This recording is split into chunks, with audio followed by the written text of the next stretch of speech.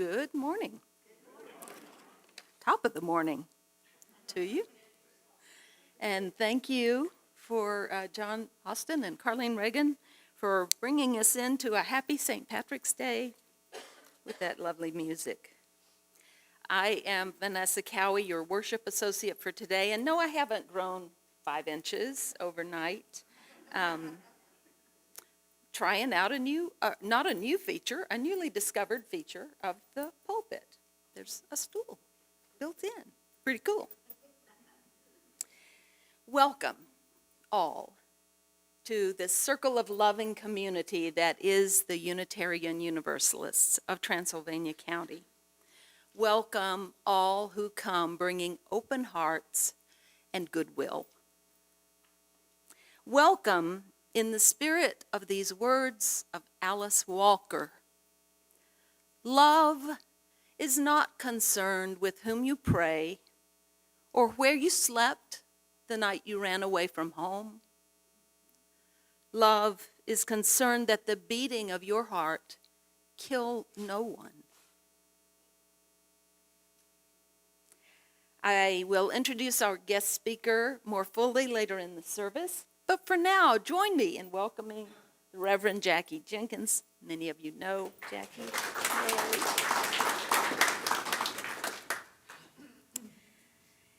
And we realized this morning that not only apparently there was not a slide for today for Super Sunday. Super Sunday's coming up so quick. But the sign-up sheet for bringing soup next Sunday is bare. So please take a look at the sign-up sheet at the front of the in the lobby in the entryway.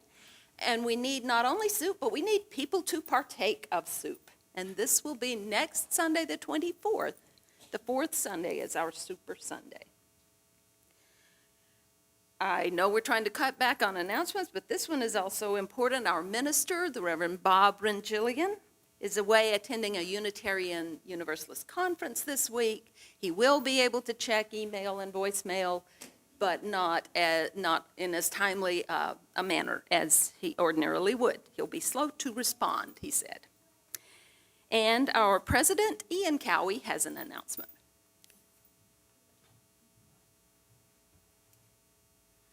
Thank you, Vanessa. Good morning. Good morning. This year's pledge campaign is in full swing. The theme is Giving Changes Everything. The pledge packets were mailed to every member and friends about 2 weeks ago.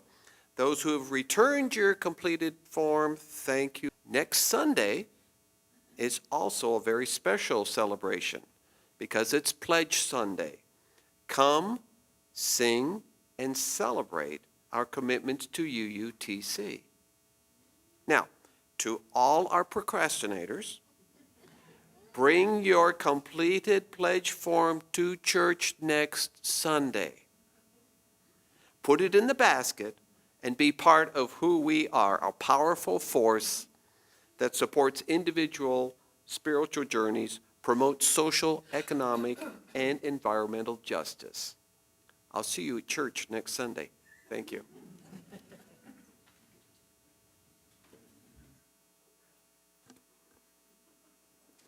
Right, so we get soup and pledges and celebration. What could be wrong with that? Sounds pretty good to me. Each week, we begin our services with a ritual of mutual care, the lighting of candles for joys and sorrows. And Kevin Lausch has agreed to help me this morning by lighting the candles.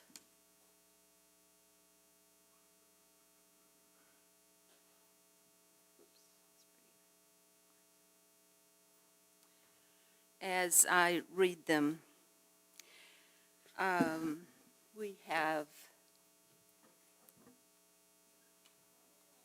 one that's been placed on the altar and a couple of others that I heard of earlier. I begin with a very sad candle this morning, one requested by email. Katie Gwynn lights a candle of sorrow for her Amish friends in Virginia who lost family members, including small children, when the van they had hired for travel out of state was T-boned by a truck. Unfortunately, all were killed except for one small boy. Katie is devastated by this awful tragedy. And I just want to take a moment.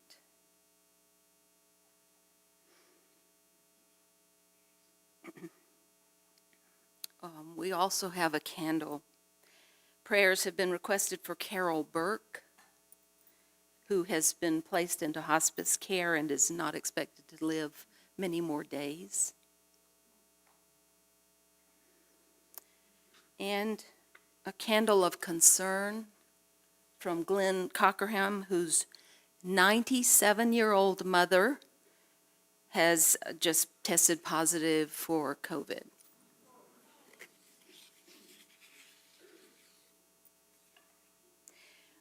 Let's light another candle for any joys and sorrows that may have been shared in the chat online, and another one for any joys and sorrows living here in our hearts, but as yet unvoiced.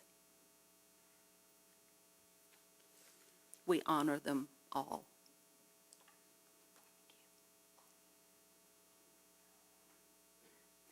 You use covenant to affirm and promote the worth and dignity of every human being. And in that spirit, we begin our services in the sanctuary with a brief and loving greeting.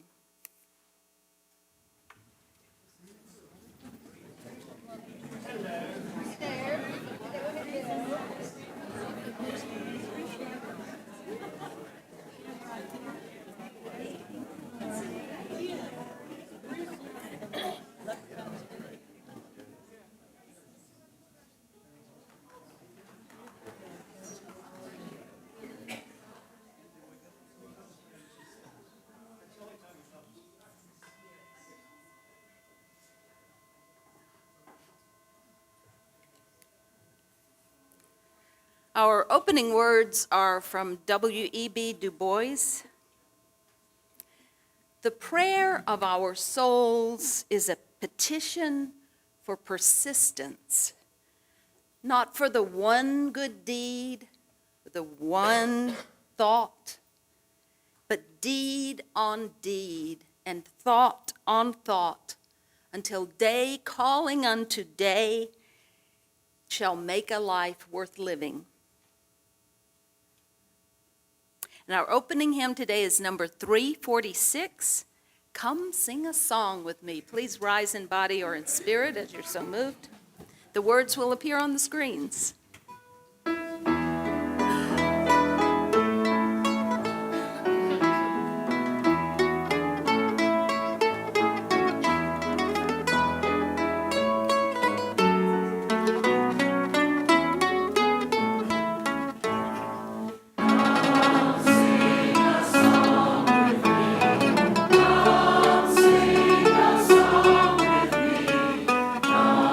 Sing a song with me.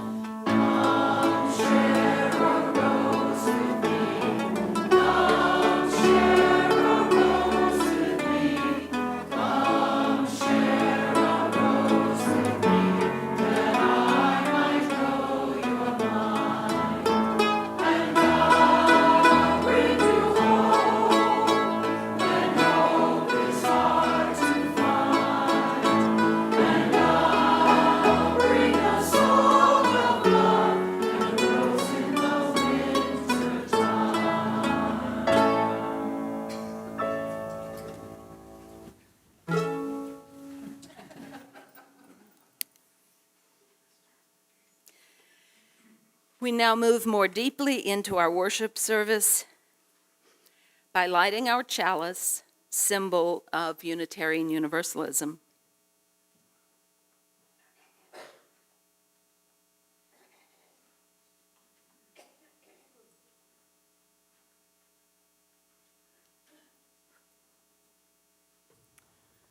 Please read with me words of Albert Schweitzer.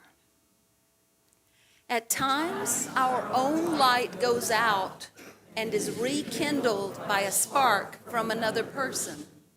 Each of us has cause to think with great gratitude of those who have lighted the flame within us. May we represent hope for each other. I ask Kevin Lausch, Director of Religious Exploration, to come forward.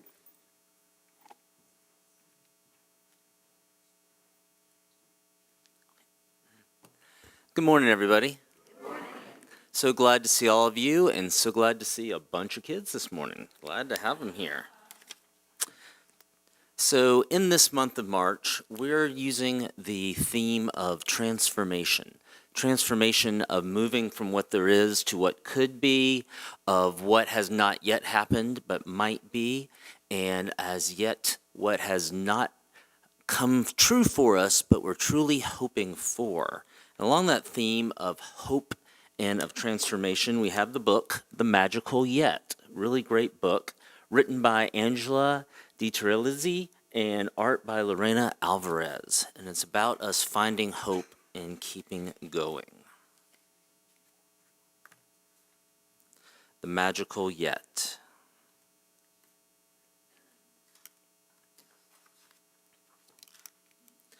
There are days when your dreams haven't come true, or you're upset by the things you can't do. If you're lost or failed or cried just a bit, and you're tired of waiting, ready to quit. Like that shiny new bike you couldn't ride, and it didn't matter how hard you tried. You couldn't pedal, and you couldn't steer, and you couldn't get that bike into gear. And then when you thought you were on the right track, you popped a wheelie and fell on your back. And now you won't ride, no way, not ever. No riding for you, you'll walk forever. And I'm thinking all of us has been there one time or two in our life. Don't give up. There's a major game changer, most amazing thought rearranger. Someone to show you how good you can get. Now introducing the Magical Yet.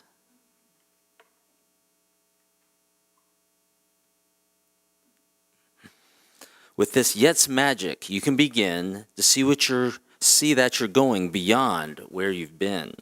There are so many things that you've learned to do when you didn't know the Yet was with you. Like when you babbled before you could talk, or when you crawled before you could walk. You're a dreamer, a schemer, a hoper, a trier, a maker, a doer, a gotta fly higher. This Yet finds a way even when you don't, and yet knows you will when you think you won't. Like that shiny new bike that you couldn't ride, hop right back on with Yet by your side. Yet doesn't mind warm-ups, fixes and flops, do-overs, redos, stumbles, and stops. Yet knows there's mistakes, some big and some small. With Yet, you're sure to get over them all. Play the kazoo or play the bassoon, jam with the Yet, and you'll soon be in tune. Whoops. There we go. Try skateboarding tricks like the ollie heel flip. This Yet can get to the championship. Tongue twisters twisted, your tongue in knots. Yet says keep trying and practice a lot. Be patient, yet can't do it all overnight. Some things take days, months, or years to get right.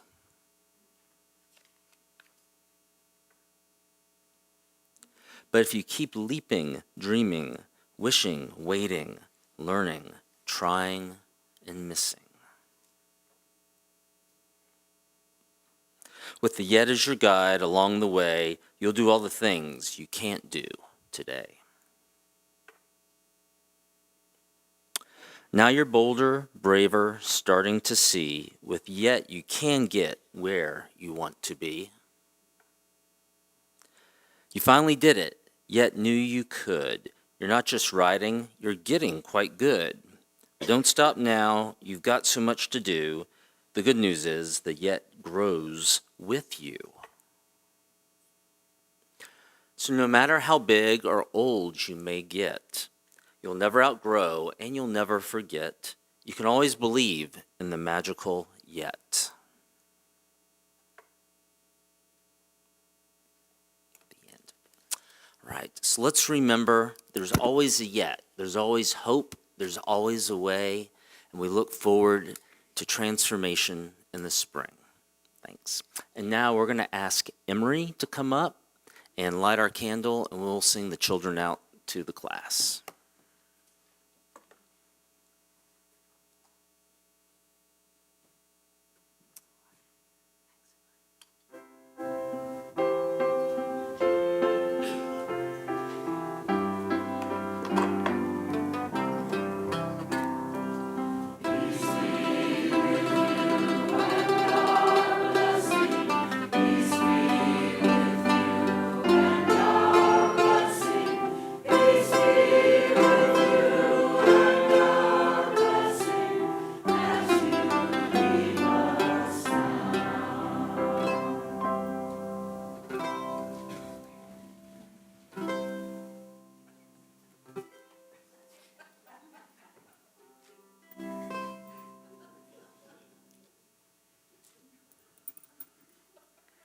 Thank you, Kevin.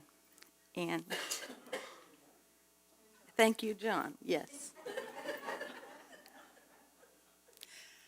Well, yes, we can contribute to UUTC and to SAFE, our this month's charitable partner, by going online. And those electronic donations are valued and valuable. Likewise, we can make our pledge, and then the pledge can be electronically, magically removed from our bank accounts and go into supporting the mission here. And the ritual of passing the baskets is part of our worship, especially today, when the message is one of hope.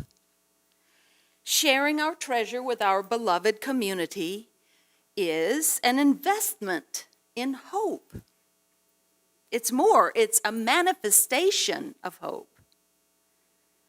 So please be generous as you are able to do so, and the ushers will now pass the baskets.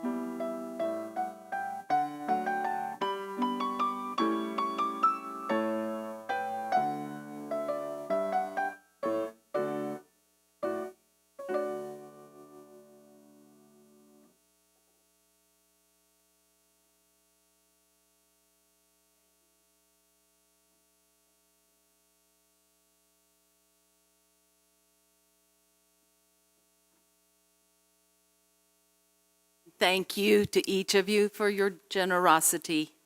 The gifts are much appreciated and treasured.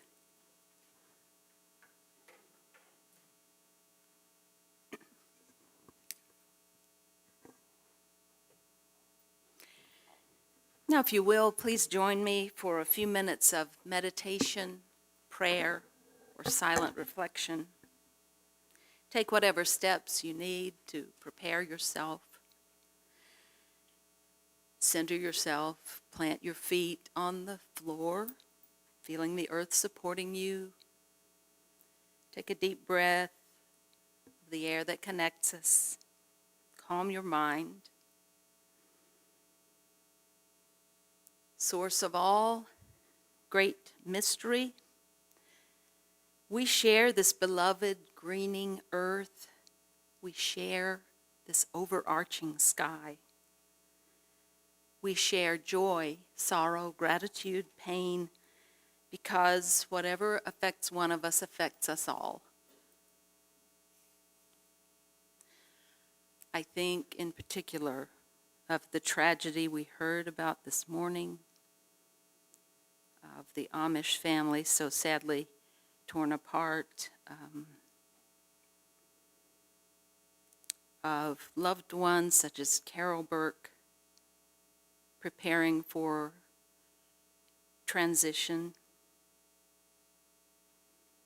and of the worry of having a relative, a mother, such as Glenn Cockerham's, diagnosed with a serious illness.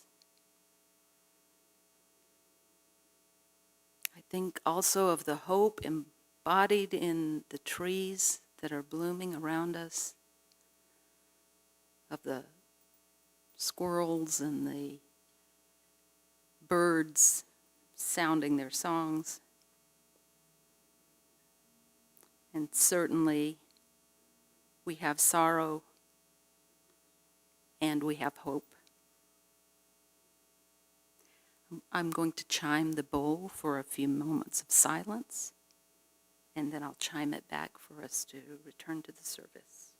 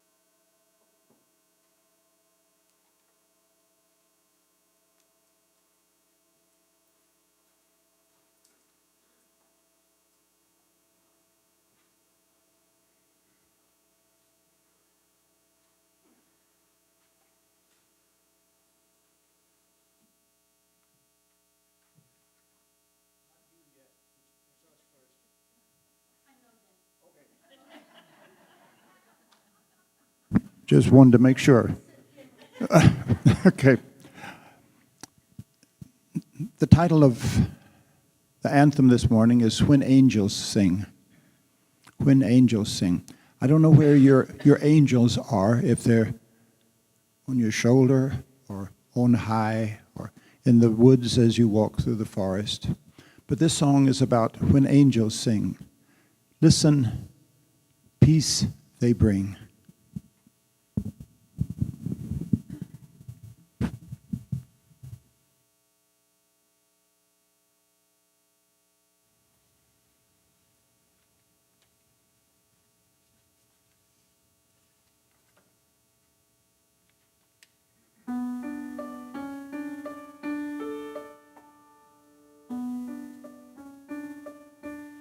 Within each lifetime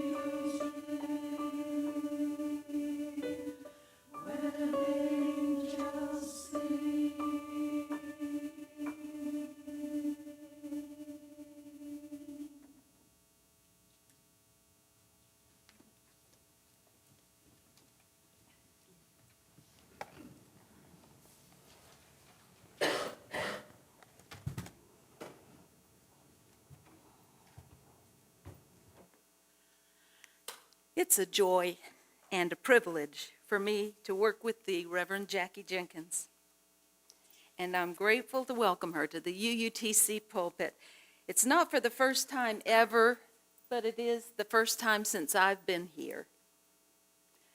I met Reverend Jackie on the courthouse lawn. She's one of the people who regularly attend the Moral Monday Witness, as do several of our congregation members.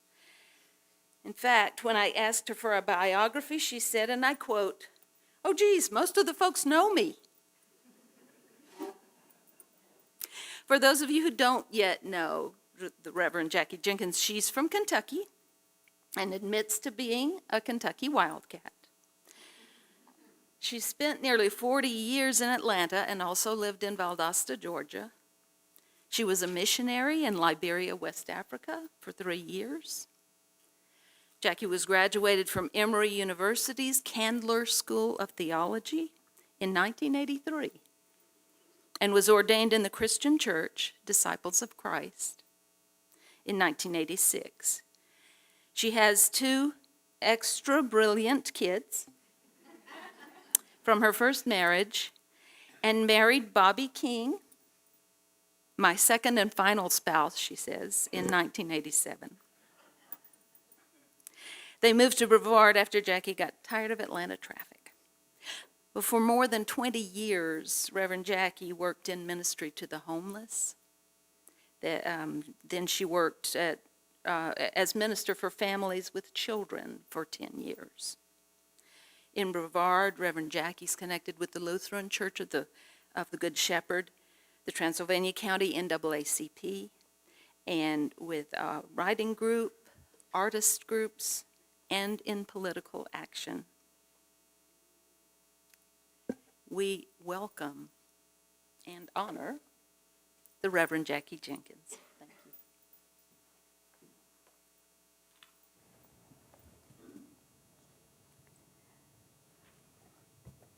They didn't just put this stool up for Vanessa.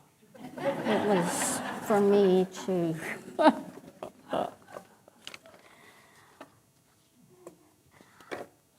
Today, I'm going to be doing things differently from the way I usually preach. I'm a lectionary preacher.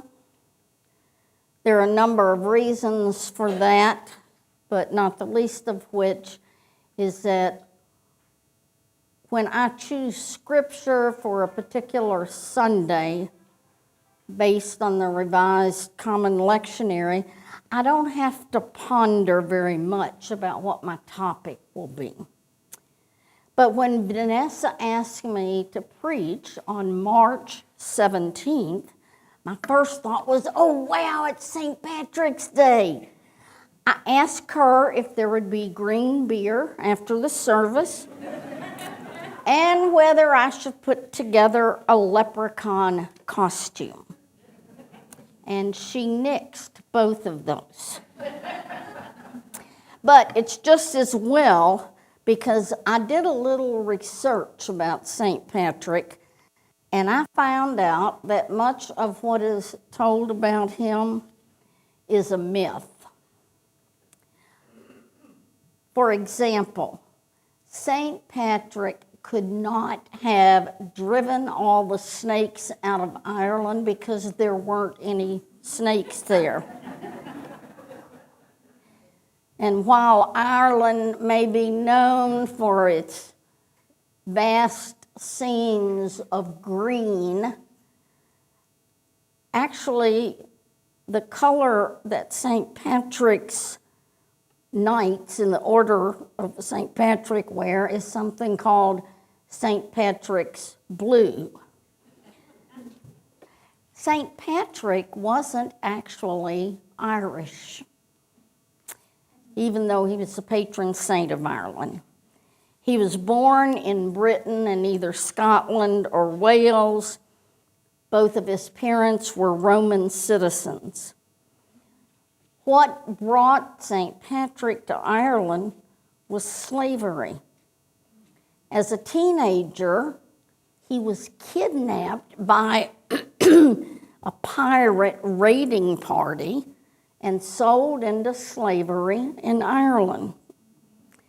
And while he worked there as a slave, he looked after and herded sheep for many years, but finally escaped and fled to a monastery in England. And while he was residing in that monastery, he became a devout follower of Christianity. He was ordained a bishop, and he returned to Ireland as a missionary. A lot of people say that the shamrock, used as an Irish symbol, was actually popularized by St. Patrick. As the story goes, St. Patrick supposedly used the iconic shamrock to explain the Holy Trinity while preaching, with each leaf representing Christianity's Father, Son, and Holy Spirit. It was a symbol that showed how three things could be one. But actually, there's no record that he ever did that as an object lesson. Patrick was not even his name. And I'm not sure I can pronounce it, but his given name was Maewyn Succat. It wasn't until he became a priest that he adopted the name Patrick after Patricius, and that relates to the Latin root word father. And finally, technically, he wasn't a saint. While he's been given the title in popular lore, St. Patrick was never actually canonized. However, many people still recognize his contributions to the Catholic Church, and he remains a spiritual figure to this day. And that's all there is I have to say about St. Patrick. It makes for a very short sermon, and if you came expecting to hear about St. Patrick, you can go home because that's all I got. In the meantime, a lot of the folks that I hang out with have been talking about hope, or maybe more accurately, hopelessness. Have you been caught up in a fog of hopelessness lately? If not, all you have to do is listen to a newscast. You become like my favorite Saturday Night Live character, Debbie Downer. Wah, wah. But in some ways, I feel like I have been covered by a blanket of hopelessness, or have been wading through a swamp for the past 4 years. And it's not just about elections, though it kind of is. And it's not just about COVID and what those 2.5 years did, not just in our country, but in the entire world, though maybe it kind of is. And it's not about all those people who are killing their neighbors in Israel and Palestine, in the Sudan, in Russia, and in the Ukraine. It's not about the widespread famine in countries in Africa and the Middle East and the Caribbean, but it kind of is. It's not about the U.S.-Mexican border and the harsh attitudes so many people spout off about refugees, illegal immigrants, the Venezuelan who has been arrested for the murder of a white woman in Georgia. But maybe it is. And it's not just about the hatred or fear of people who question their gender identity, the ones who get bullied, the ones who are cast out by their family, or the ones who commit suicide because they have become unacceptable.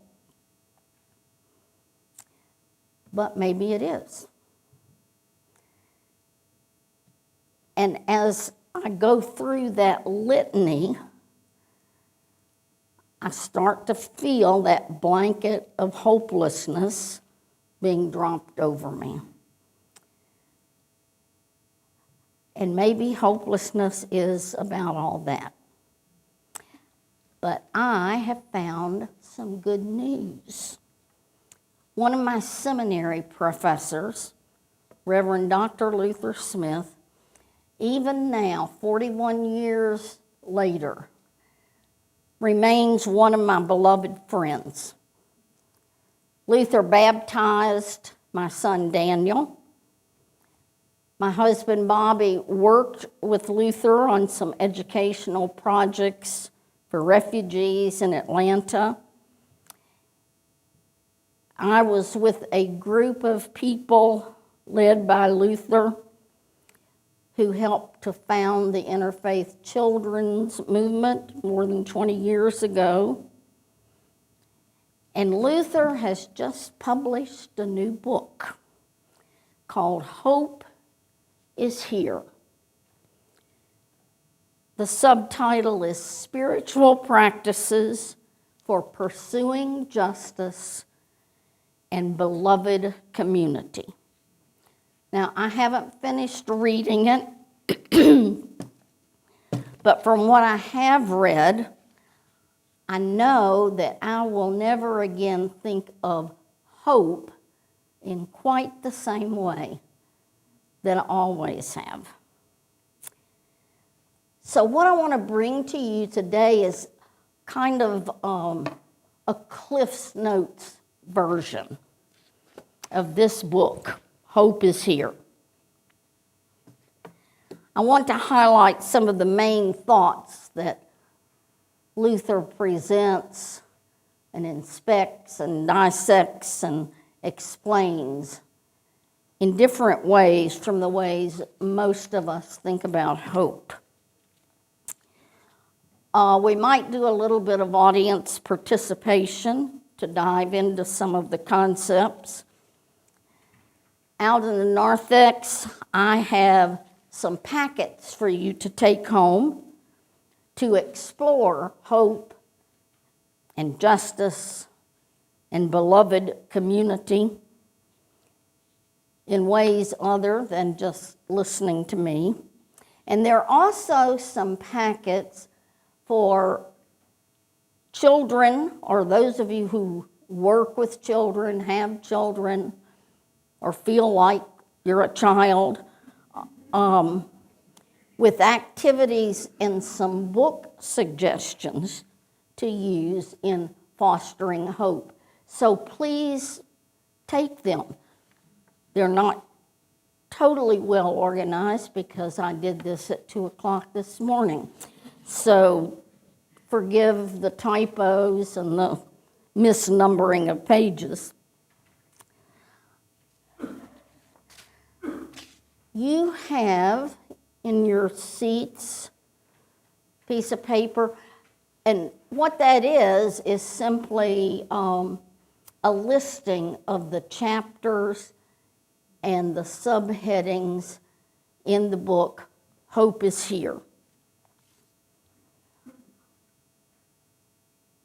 And as I go through some of these, presenting Luther's words, I invite you to take notes or jot down any questions that may occur to you. And we're not going to go through each chapter or each concept unless you want to stay here for another hour or so. When I go as far as I'm prepared to go, remember I'm not finished reading the book, I will provide some additional resources so you can chew on those in the coming week. The first and foremost message that I received from the book is what hope is not. It is not a feeling. It's not a wishing for. It's not anticipation. Rather, Luther explains hope as a force, a God force that enlivens us. And he uses that word enliven throughout the book. I love it. The second message is that hope is not only a force, but is the actual presence of the Spirit of love, the creating one, we may choose to name it God, that is inside of us. The group of people who stand at the courthouse every Monday afternoon as witnesses to love, as reminders of justice, as givers of hope, do not do this because they believe that any passers-by are going to experience some life change, a bolt of God's presence, and not because we expect or wish for a change of heart in passers-by who sometimes yell out ugly words, or drivers, especially of pickup trucks, who gun their motors so they can drown out what we're saying. And yet, though we don't expect change, change happens every week there at the courthouse lawn. The change is within those of us who are standing there. It's within ourselves.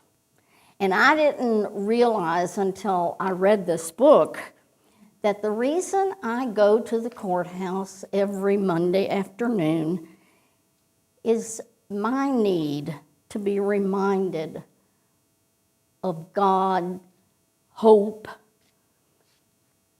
that lives in me and in the lives of all of those who are standing there to witness.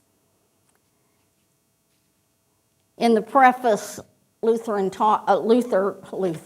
hang out with Lutherans a lot.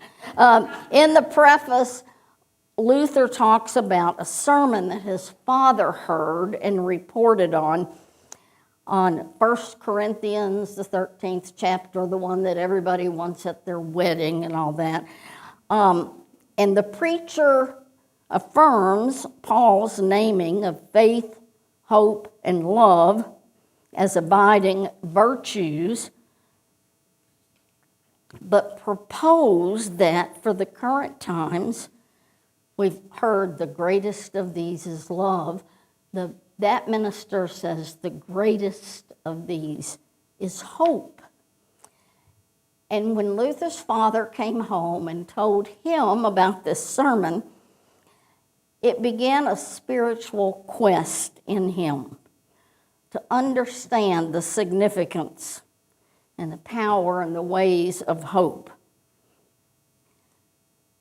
The greatness of hope doesn't come when we treat it as something we possess, but rather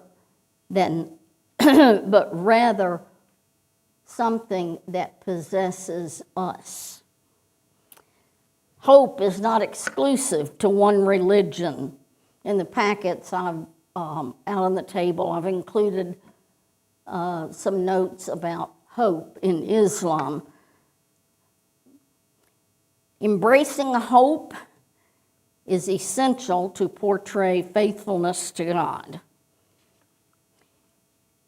In Luther's explanation of hope, he says that involvement in social change is crucial to our continuing spiritual growth, and that justice cannot be considered apart from beloved community that Reverend Martin Luther King Jr. talked about. Hope abides in each one of us, and it's active in our own immediate realities. The presence of hope is not dependent on whether we eliminate racism or draw treaties to end conflicts. Hope is force of God that enlivens our own lives. The purpose of hope is to fulfill God's dream for us. As God persists, so does hope persist. Rather than fulfilling our wishes, hope makes demands of us, and that's when the book gets hard. Hope is ever present, it's transformative. The prophet Jeremiah says, "You, O Lord, are in the midst of us, and we are called by your name." Wherever God is, hope is. And those who believe in a creative spirit, a God of love, those who believe that God's very self is love and that it resides within us, can come to understand that hope is within us too. In the book, Luther says that people have posed the questions to him, well, what about people who don't believe in the existence of God? His response is that the reality of hope is not dependent upon believing in God. Just as the reality of gravity is not dependent upon believing in it. Those who place their understanding of hope on science or human ingenuity do not nullify the reality of God or the presence of hope as a force in their lives. And one of the reflection questions he asks in this chapter is, how is hope endeavoring to enliven your life? In the section Hope's Work and Witnesses, hope embraces us through invitations, he says. And though we cannot accept every invitation we receive, we need to keep our hearts open to the work that hope does through invitations. The invitation to perceive hope is an invitation to become people of justice and beloved community. Years ago, I worked at Central Presbyterian Church in downtown Atlanta, and they have an ongoing men's shelter. And part of it is the foot ministry. And I confess that I like episodes of Dr. Pimple Popper. I know my husband is rolling his eyes. I will not look at him. But when I went to help at the foot ministry, I couldn't do it. I just couldn't do it. It was gross. And yet, that is such a significant example of the beloved community and of the power of hope. And I've asked Philip to tell a little bit about St. Mark United Methodist Church, where we both served, about the breakfast club and the supper club and how beloved community is experienced at those tables. You gonna talk? Oh, you can come up here, whatever. I don't think I'll stand on your little route. First of Okay. all, I'm a product of Luther Smith at Emory University School of Catholic Theology, and I'm a product of being her friend and working with her for 10, 12 years at Long time. long time at St. Mark's United Methodist Church in Atlanta, Georgia. Back in the early 90s, through Project Open Hand, which was a group of gay men who gathered together to make sure that other poor gay people in the area would be fed, our breakfast and supper club came to be. And basically what that is, in the early 90s, we used to feed people on part of our property in Atlanta, a parking lot. And the people in the community that this church that had been there since 1800s, they didn't like it. So they decided that they would do everything that they could to close down our feeding program. They hired attorneys, they were on TV, they did everything that could possibly be done so that St. Mark's United Methodist Church would not be able to feed people that were not like them. So what did we do? We moved it inside. And we let the people line up on the street where they still had to see them. And they would come in. We fed, through our supper club and our breakfast club, approximately 1,200 people a month. And it wasn't just a sandwich. We had volunteers who would come in and provide meals that you saw the meals. That I were ate wonderful. some of the I meals. ate everything. Biscuits, gravy, whatever you name, we provided that with those people. And from that came our brothers and sisters who lived on the street, not just men, not just women, but children who lived on the streets with their parents or some without their parents. Be able to come to St. Mark United Methodist Church, which is a joy in my heart to be fed. Breakfast every Saturday and 2 meals during the week. As I said, it was approximately 1,200 people by the end of the month. And from that, the volunteers that appeared. And you know what happened that was so good? That these people who tried to shut us down started bringing us hams at Christmas. Started bringing us turkeys at Thanksgiving.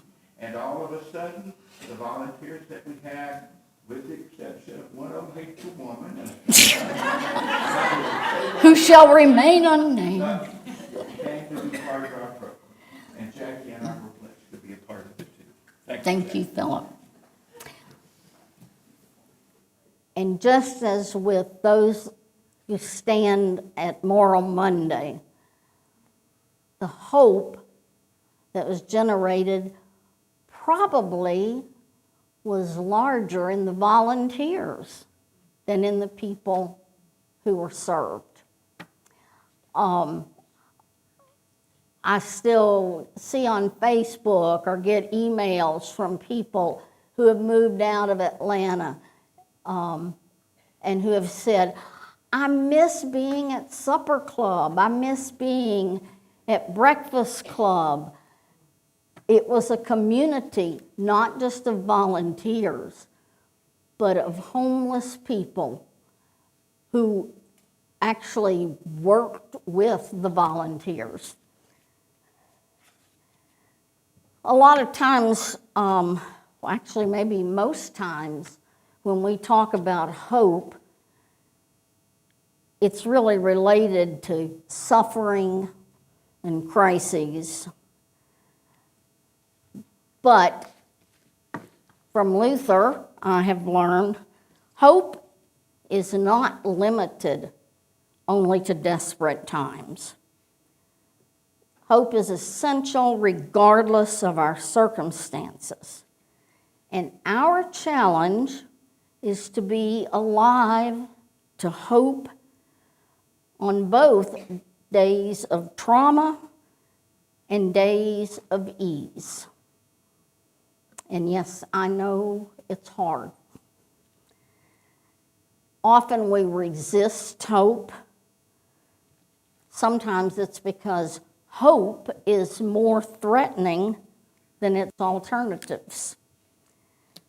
Rather than becoming more alive to life, we choose resignation. That's just the way it is. We become subject to the tyranny of the familiar. Remember the biblical account of the Israelites wandering around in the wilderness, and they were mad at Moses, who had released them from that captivity. They griped and they complained, and they even said, we would have been better off staying slaves in Egypt than out here. And they turned their anger on Moses because what they were experiencing, or the hope for freedom, was not as strong in them as the tyranny of what was familiar. Luther says that another reason we resist hope is because of our fear of disappointment. It's often a result of our uncertainty about others. Can I trust that person? Can I trust God? And behind those reasons, there is yet a larger one, which is our fear of suffering. And the questing with questions at the end of this chapter include asking, what life-changing invitations have you received? What made it life-changing for you? What invitations have you extended to others? And to reflect on times when you resisted hope and why you resisted. The rest of the book goes on to talk about spiritual practices and disciplines that are integral to the work of hope. Luther writes about the civil rights movement in the 60s. A lot of the people who wanted to participate really were unprepared because they came onto the scene preconditioned to fight or to run away when assaulted. They were not prepared to live by the very carefully constructed and choreographed tactics of nonviolence that people like John Lewis lived by and adhered to.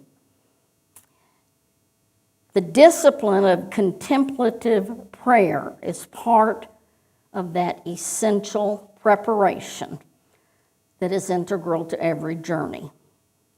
And he goes on to discuss with the reader some other spiritual practices that prepare us to be enlivened by hope. And again, in the packets on the tables out there, I've listed some spiritual practices. If you've ever practiced any kind of meditation, you understand the phrase centering prayer. And so this chapter on contemplative prayer includes stories and experiences that illustrate the listening heart, the discerning heart, the engaging heart. And in the questing with questions, reflections, for what types of prayerful matters do you seek the counsel of others? When has prayer led you to engage in an act of compassion or an act of justice? The other chapters listed are prophetic remembering, crossing identity boundaries, transforming conflict, celebrating community, and the epilogue. And I'm going to end here and remind you again of the additional resources outside the sanctuary that have activities that help us hope when we falter. There are some seeds out there, little packets of nasturtium seeds that I used for a sermon on a whole different topic at Lutheran Church of the Good Shepherd, and I got all these seeds left over. But one of the things that I kept coming to, that one action of hope, especially with children, is to plant seeds and teach them the patience and the excitement of watching something grow that looks very different from the seed you put in the ground. Also in the packets, there's a short inventory to determine how hopeful are you.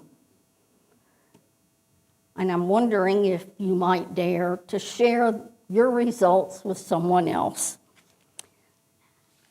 Thank you for being here today, for letting me reflect about hope and do this book review. What hope is, what it isn't, where it lives, how to identify it, and how to live within its embrace. Amen.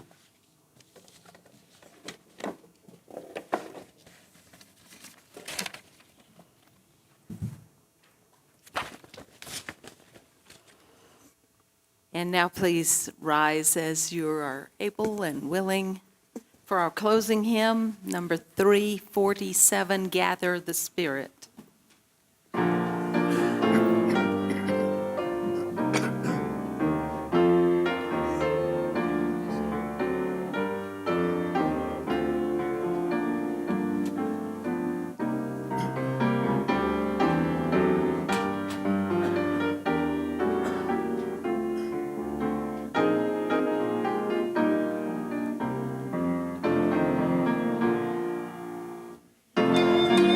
Spirit.